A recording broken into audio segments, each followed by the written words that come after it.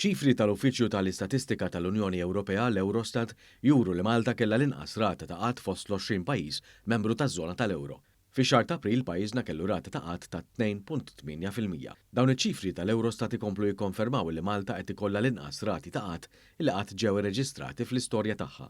Meta mqabbel ma' xahar qabel jiġifieri Marzu li għadda, f'April kien hemm tnaqqis ta' 0.1% fir-rata tal-qatt f'pajjiżna.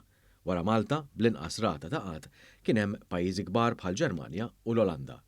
Ir-rata tal-qatt f'pajjiżna hija ferm inqas mill-medja tal-qatt ta' 6.5% li għandhom il-pajjiżi fiż-żona tal-Ewro. Hawnhekk id-differenza hija ta' 3.7%.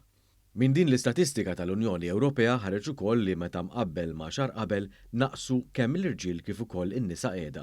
Dan ifisser li f'April li għadda, ir-rata tal-qatt fost l-irġiel kienet ta' 3.1% filwaqt li r-rata tal-qatt fost in-nisa kienet ta' 2.5%. Dawn iċ-ċifri fost l-inqas irreġistrati fl-istorja f'pajjiżna waslu fi żmien ta' sfidi internazzjonali bla preċedent bil-gwerra fl-Ukrajna li ġabet magħha kriżi tal-enerġija u żieda fl-inflazzjoni madwar id-dinja.